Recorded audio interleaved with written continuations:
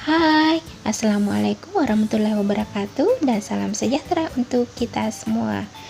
Dalam materi pelajaran Bahasa Indonesia kali ini, saya akan membahas materi tentang mengenali unsur-unsur teks eksposisi. Tapi sebelum itu, kalian harus tahu tujuan pembelajaran kita kali ini.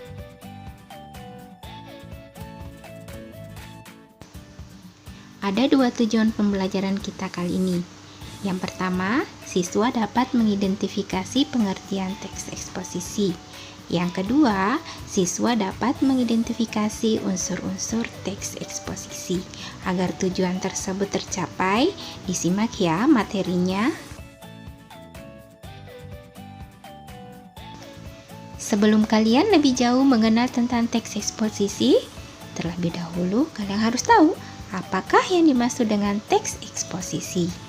Nah, teks eksposisi merupakan sebuah paragraf yang mengandung pengetahuan yang digambarkan di dalam bentuk yang singkat, padat, serta jelas. Nah, kalian sudah paham kan tentang teks eksposisi? Kalian sudah paham tentang pengertian teks eksposisi. Nah, sekarang apa sajakah yang termasuk ke dalam unsur-unsur teks eksposisi? Yang pertama, gagasan. Gagasan disebut juga ide atau pendapat. Isinya berupa pernyataan yang mungkin berupa komentar, penilaian, saran, dorongan, dan bujukan. Yang kedua adalah fakta. Fakta adalah keadaan atau peristiwa yang merupakan kenyataan, sesuatu yang benar-benar ada atau terjadi. Dalam teks eksposisi, fakta berfungsi untuk memperkuat gagasan sehingga diharapkan lebih meyakinkan halayak. Nah, kalian sudah tahu kan bahwa unsur teks eksposisi ada dua. Yang pertama adalah gagasan, yang kedua adalah fakta. Agar kalian lebih paham terkait tentang gagasan dan fakta, berikut satu contoh teks eksposisi yang di dalamnya terdapat gagasan dan fakta.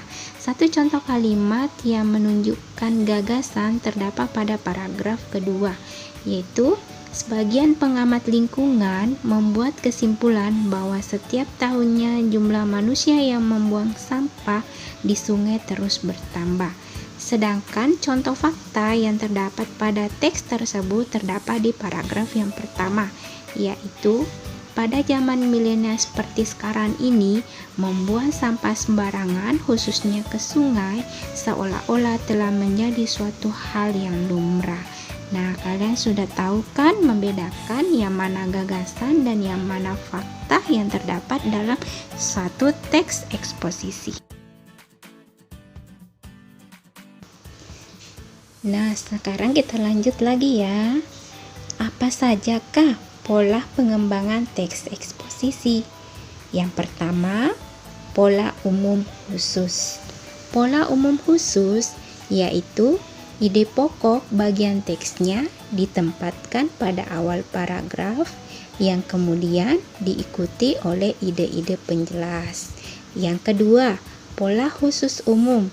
Pada pola ini, ide pokok terdapat di akhir teks, sedangkan ide-ide penjelasnya terdapat di awal teks. Yang ketiga, pola ilustrasi.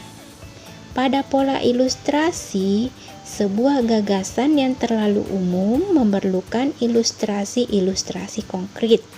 Ilustrasi-ilustrasi tersebut berfungsi untuk membuktikan suatu pendapat. Nah, yang terakhir adalah pola perbandingan. Untuk meyakinkan suatu pendapat, kamu dapat melakukan suatu perbandingan. Misalnya benda-benda, keadaan, atau yang lain ditentukan perbedaan atau kesamaannya berdasarkan aspek tertentu. Nah, kalian sudah paham kan tentang pola-pola pengembangan teks eksposisi?